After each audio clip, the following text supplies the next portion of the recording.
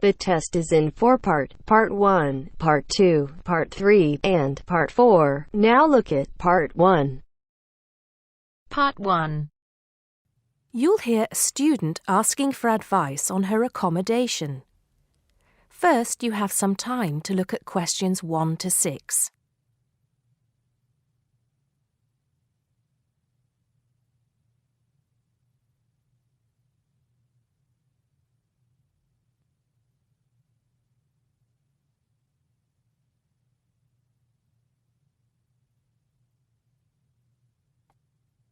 Now we shall begin. You should answer the questions as you listen, because you will not hear the recording a second time. Listen carefully and answer questions 1 to 6. Good morning. So, what can I do for you? Well, it's about the accommodation where I'm staying at the moment. First, can you give me your name and address, please? Yes, I'm Maria Dominguez, and the address is 12 Pine Tree Terrace. It's in Westcliff. I'm staying with 2 other students. There's actually 4 of us in the house, us 3 students and the lady who rents the house to us. So, is there a problem? Well, there are a few, actually. You know, I'm a first-year student, and though I lived away from home for a while when I was studying over the summer in Mexico City, I've never lived abroad, and it's a big change for me. The course is tough, but that's not the main difficulty. I'm coping with that up till now, anyway. The accommodation was arranged for you by our office, wasn't it? It's a nice place by the sea. Okay, but it's difficult. There are only a few buses, and it takes about 50 minutes. It's just so far away, and there's no way I can get back if I want to stay on after 7. And also the other thing is, there's nothing to do there. It's basically just a village. All my friends stay on campus. What about the girls you live with? Do you get on with them? Well, when I see them, but one of them is hardly ever there. Mostly she stays in a house with friends. They've got plenty of extra space, you see. The other girl is quiet as a mouse and hardly ever leaves her room. The landlady's friendly enough, though a bit forgetful, and she doesn't keep the place very clean. I don't have any real problem with her as a person, though. I understand it's rather far away, so I suppose you'd like us to find you a place in the halls of residence or closer by in the town. That would be good. You did say in your brochure that most first-year students are offered a place in halls. I think it actually said final year students have priority there. They need the library facilities more for studying for their finals. Before you hear the rest of the conversation, you have some time to look at questions 7 to 10.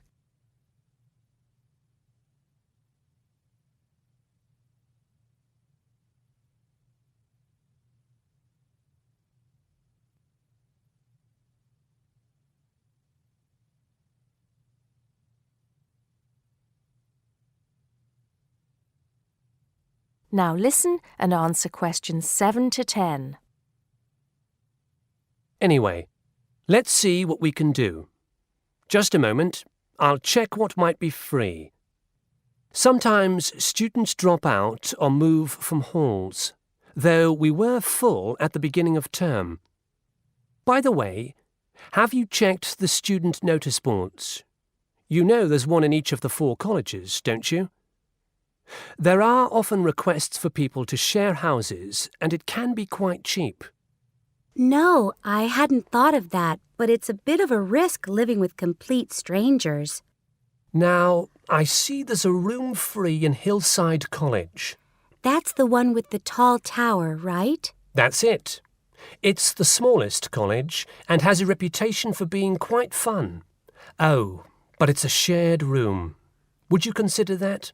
That's going to be a problem for studying, isn't it? What if she plays music all the time, and maybe we won't have anything in common? Maria, I see you're studying history. So is this girl, Francesca. She's Italian. Well, at the moment I'm doing the General Humanities course, which includes history, but actually I'm planning to change to literature quite soon. That's not the thing, though. I really want a room on my own. Right. I'm afraid I don't see any other openings. There's nothing showing up on the computer, at least on campus. Well, if I have to stay where I am now, I'm going to find it more and more depressing. Here's one more thing we can try. The university owns several places on the Thanet Road and also by the West train station. Both of these are about a 20-minute walk down the hill. They're not the newest of buildings, but I could check for you. Can you come back tomorrow? Oh, no, that's Saturday. What about Monday? Yes, sure. I'd really appreciate it if you could do something for me. Let's hope so. That is the end of part 1. You now have half a minute to check your answers.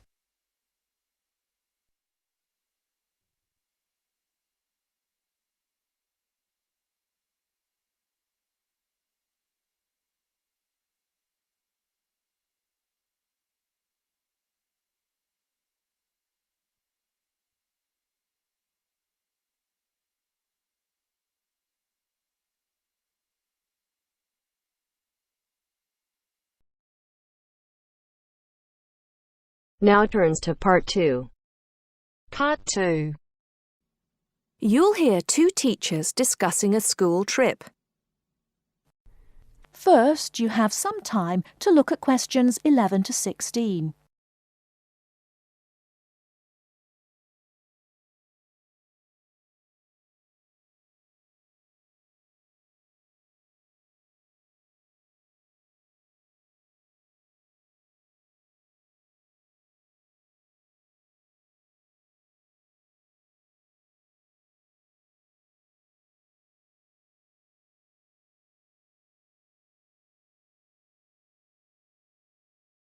Now, listen carefully and answer questions 11 to 16. Oh, there you are, Paul. Do you have a few minutes? Can we think about this year's school trip? Hi, Jean. Yes, of course. Have you got any ideas? I've been looking through some information, and I've brought a few leaflets with me. Here you are. Okay, thanks. Just remind me when the trip is. Next Friday. We'll be leaving at 9 and be back here at around 4, so we've probably got time to visit a couple of places. Let's see. What leaflet have you got there? Central Gardens. Looks like a nice place. It's open from 9 until 6, so we could go there anytime we wanted, really. What about there in the morning and then somewhere else in the afternoon? Farmers Market would be an option first as well, at least until they close at 1. Or we could try Grey Castle. That should be possible in the morning or in the afternoon. Oh, hang on. That's at the weekend. The last admission is at noon on weekdays. Greenhall says the same thing. Queen's Park opens at 8, so we could go there first. Or, according to these times, we could go there on the way back to school, because they don't close the gates until sunset during the week. Okay, that gives us a few options. We went to Queen's Park a couple of years ago, didn't we? I seem to remember that the pupils really enjoyed it. It'd be nice to go somewhere new as well. I've seen groups from other schools going around Grey Castle. So have I. But then again, maybe we should play it safe and go to Green Hall. At least we've got experience of taking classes round there. Farmers Market is popular with other schools, though, so it must be interesting. It'd be good to go somewhere where someone can show the pupils around, explain things to them. I've been on a tour around the castle, and they do a really good job. I think they have guides at the hall, too, don't they? It says here that they used to, but don't anymore. You can get shown round Central Gardens, though. I think we'd have to do any explaining if we took the pupils to the market or the park. That wouldn't be a problem, though. No, and at least those two would be free, wouldn't they? I think all the others charge, and we'd have to get the parents to pay some money. I'm sure they wouldn't mind paying if it was a small amount. Let me check the leaflets.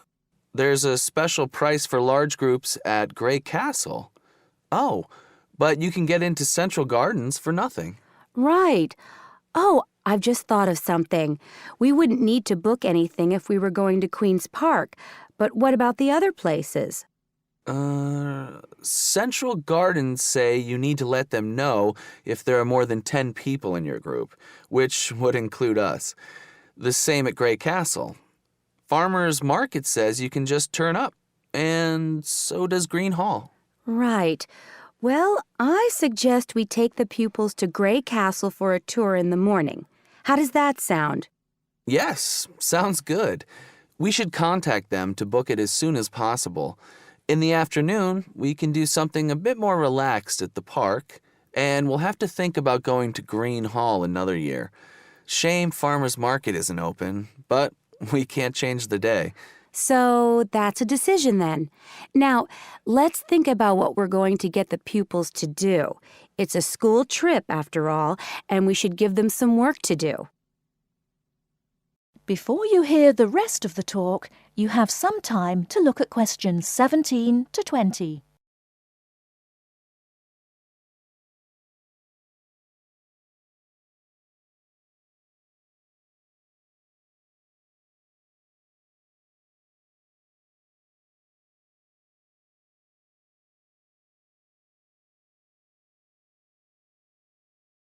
Now listen and answer questions 17 to 20.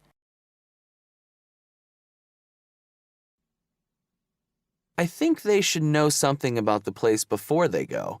That way they know what they're looking at, and they'll be able to write about it better when they get back. I'll put some information together to look at home and give them copies after the next lesson. Good idea. I'll write something for them to do as they're going round the place. We did a quiz last year, and that worked really well. I'll do the same kind of thing this time. Okay. Now, what about the travel arrangements? How are we getting there? What do you think? I remember one year Mrs. Jackson took her group by bus, and that was a complete nightmare. It's quite a long way, isn't it? We could hire a coach for the day, which is what we usually do, or there's the train. It's rush hour, though, isn't it? So it'll be really crowded. And it'll be more convenient for the rest of the day if we've got our own transport. Yes, we'll do that then. Anything else? Oh, we need to let the parents know what's happening. We could ask the office to call everyone. It would take too long with so many. I know when we send a letter home, there are always a few pupils who lose it, but not all the parents have email yet, so I don't think we have any choice, really. I'll write something and take it to the school office this afternoon. Right. I'll go and tell the pupils the good news.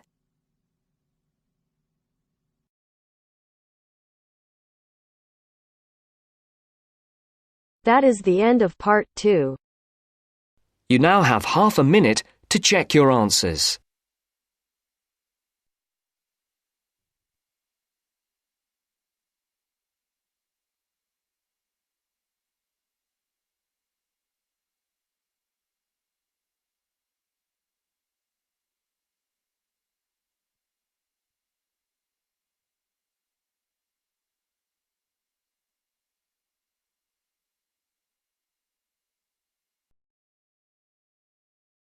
Now turn to Section 3.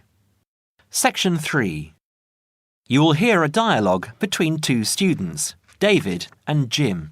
First, you have some time to look at questions 22 to 25.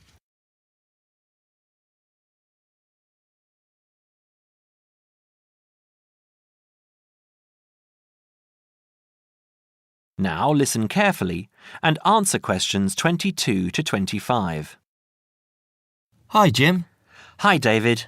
I'm glad I found you. I've got a topic for our presentation next month. What is it? I thought it would be a good idea to talk about glass and how it's recycled. That doesn't sound very interesting. That's what I thought, but it is. Did you know that glass has been around since as early as 4000 BC, when glass was used in the Middle East as a glaze to decorate beads? Is it really that old? Yes, and by 1550 BC, coloured glass vessels were widespread and used for cooking and drinking. The earliest known clear glass is a vase found in Nineveh in Assyria, dated from around 800 BC, which is now in the British Museum here in London. You know, I think I've seen that. I was at the British Museum a couple of months ago with Lisa. We don't realise how valuable glass was. It wasn't used widely back then. Until the 18th and 19th centuries, glass was very expensive and was used for limited applications, such as stained glass windows for churches. Large-scale glass manufacturing began with the Industrial Revolution, with the mass production of glass containers beginning at the onset of the 20th century, and glass light bulb production automated in 1926. How expensive? I don't know. But nowadays glass is much less expensive and is taken for granted as a packaging material, in addition to its use in windows and other applications. Do you know what glass is made from? New glass is made from a mixture of 4 main ingredients: sand, soda ash, limestone and other additives. These additives include iron for colour, brown or green, chromium and cobalt for colour, green and blue respectively, lead to alter the refractive index, alumina for durability, and boron to improve the thermal options. Annually, total glass use in the UK is estimated at around 3.6 million tonnes. Before you hear the rest of the conversation, you have some time to look at questions 26 to 31.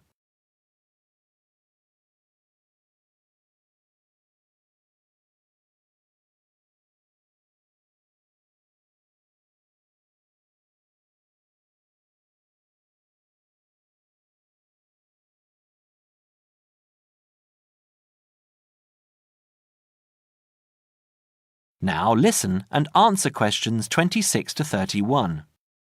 You're kidding. That's phenomenal. What do we do with all that glass? Where does it go? Using present technology, the UK glass industry has the capacity to recycle over 1 million tonnes of glass each year. And this, coupled with the material's unique ability to be infinitely recycled without compromising its quality, creates a compelling case for the recycling of glass. Despite this, glass makes up around 7% of the average household dustbin, and last year over 2.5 million tonnes of this material was landfill. How can glass be recycled? It can be recycled indefinitely as part of a simple but hugely beneficial process, as its structure does not deteriorate when reprocessed. In the case of bottles and jars, up to 80% of the total mixture can be made from reclaimed scrap glass, called cullet. What's it called? Cullet. C-U-L-L-E-T. Cullet from a factory has a known composition and is recognised as domestic cullet. From bottle banks it is known as foreign, and its actual properties will not be known. Recycling 2 bottles saves enough energy to boil water for 5 cups of tea. You know, I wouldn't mind a cuppa now. Did you know that recycling reduces the demand for raw materials? There is no shortage of the materials used, but they do have to be quarried from our landscape. So from this point of view, there are environmental advantages to recovering and recycling glass. For every tonne of recycled glass used, 1.2 tonnes of raw materials are preserved. Recycling also reduces the amount of waste glass which needs to be used as landfill. I know. It's a social conscience we all need to have. Taking part in recycling the waste we produce makes us think about the effects we are having on our environment and enables us to contribute towards a greater level of sustainability. It's not all about economics, you know. I'm sure you're right, Jim. That is the end of section 3. You now have half a minute to check your answers.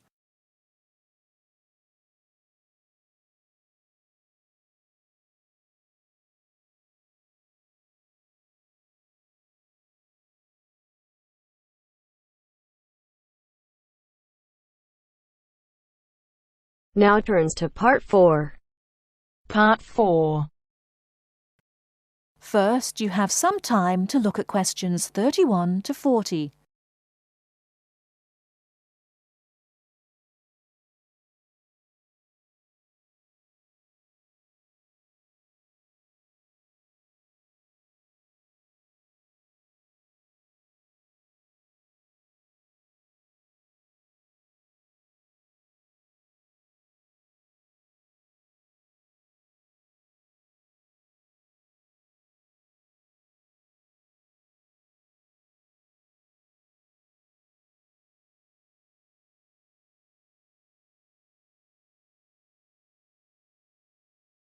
Now listen carefully and answer questions 31 to 40.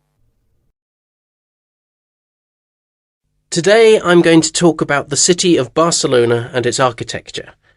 First, the city. Barcelona is a city of some 1.5 million people. It is a port situated on the northeast coast of Spain in the province of Catalonia. The people speak Catalan as their native language, but most are also fluent in Castilian Spanish and some speak English too. The city centre is surrounded by a ring road which encloses a grid with two major roads running diagonally across it. These are the Avenidas Diagonal and Meridiana.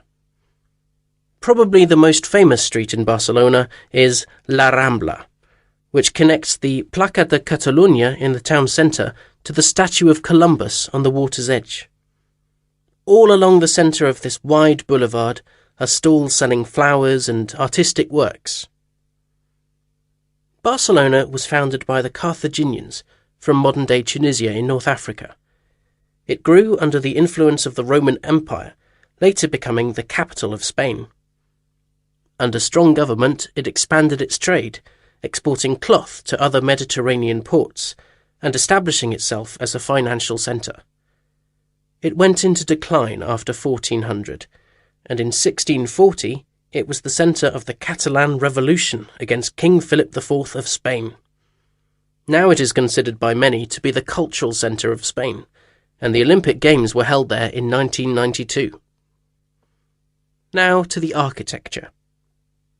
Throughout the city there are many fine buildings, churches, cathedrals, markets and squares, which date back to the 13th century.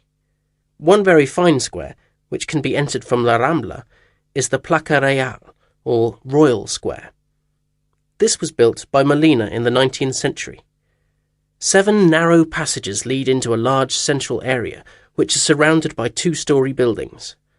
Most of the ground floor is occupied by restaurants and bars, and it is traditionally a place of music and entertainment. It is impossible to talk about the architecture of Barcelona without mentioning Gaudí, who dominated the scene from the 1880s until his death in 1926. His style was unique, a decorative form of Art Nouveau, the style of the 1920s and 30s in Europe. It was based on organic natural forms, which often seem to defy the qualities of the materials they are made from.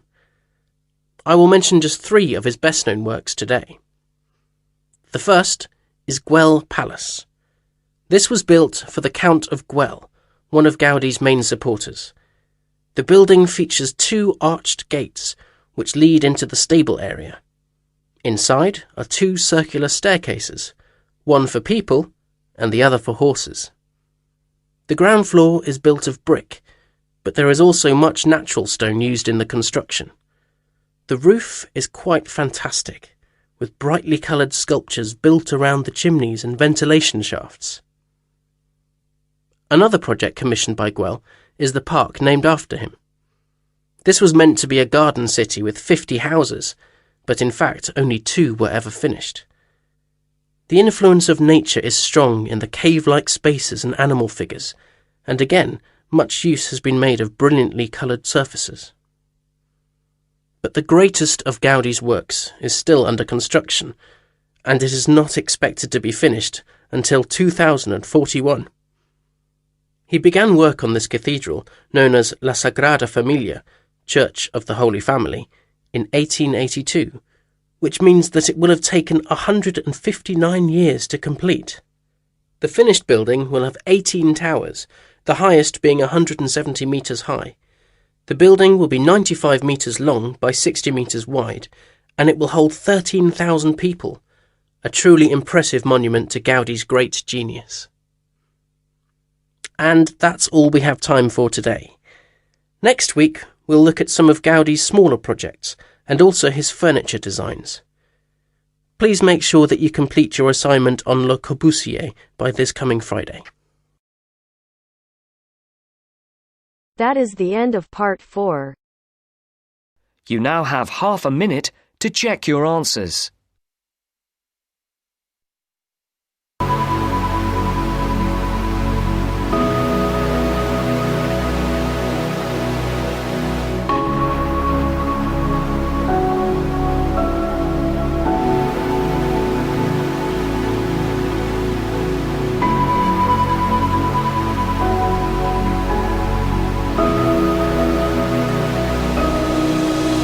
Start the video. Our question for today is, in today's competitive world, many families find it necessary for both the parents to go out to work. While some say the children in these families benefit from the additional income, others feel they lack support because of their parents' absence. Discuss both views and give your opinion. So I hope the question is clear that nowadays both the parents are working. So some people say that children in these families benefited from the additional income because the mother and the father both are earning, so they have an additional income. Others feel that they lack support because of their parents' absence. So we have to discuss both the views and we have to give our opinion. So let's see the introduction. It is harder for one parent to meet the family's requirement in this ever demanding world. So in this world, in this challenging and competitive world, it is quite harder for one parent to meet the family requirements, as many people support the view that both working parents will help the family in many ways. This dilemma has become debatable. Whilst others think it will impact the child owing to the unavailability of parents. This essay will address both the views. So, what we are saying that it is quite harder for one parent to meet the requirements, right? As many people support, we are just rephrasing this, as many people support the view that both working parents will help the family in many ways. Because of the additional income, they can help the family in a lot of ways. This dilemma means this confusion has become debatable, that should both the parents go out, that it is benefited for the child or it has negative impact on the child. So this is the dilemma which became debatable. Whilst other think it will impact the child because of the unavailability of parents.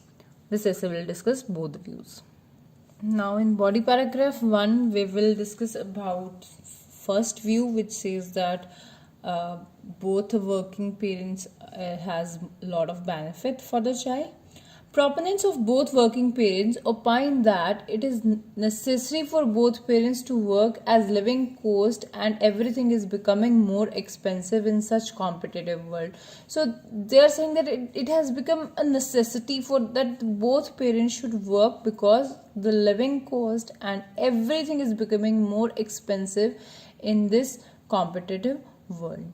Working parents can provide great benefits to the children. Firstly, with both parents working, a high quality lifestyle is more affordable for most of the households. So a lot of houses can afford the high quality lifestyle because of the two earnings. For instance, education has paramount importance and is also necessary for social security. And if both parents work, they will provide better education to their child. So if they have money, so they can provide good education to their child, right? And we all know that it has paramount importance. Education has paramount importance and it gives you a social security.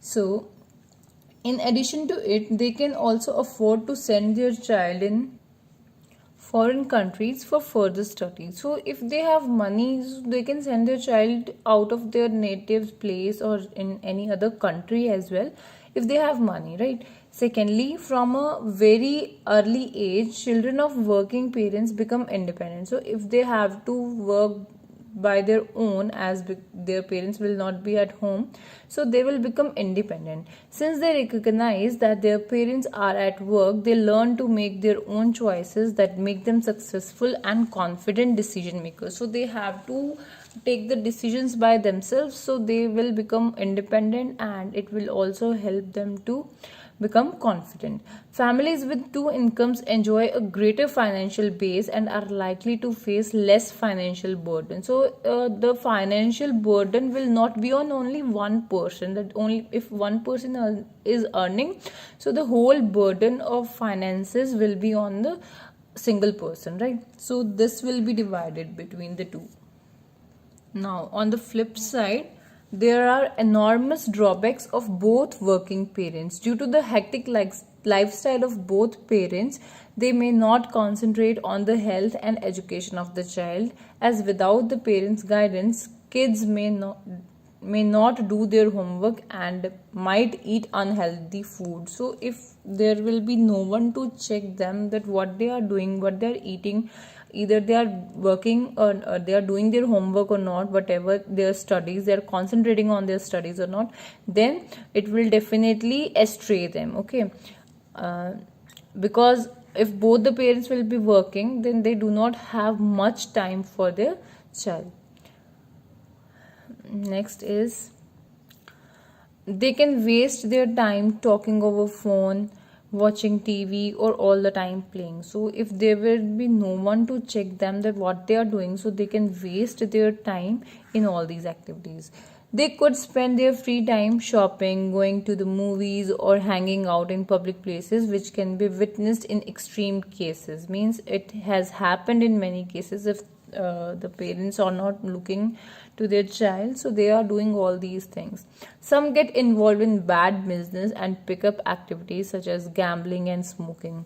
Moreover, they may feel unwanted, and absence of parents can affect the child mentally, which may affect the overall development of the child. So of course, if the parents are not paying them attention, so they feel they are unwanted, that their parents doesn't want them, and absence of parents can affect the child mentally as well, which will automatically affect the overall development.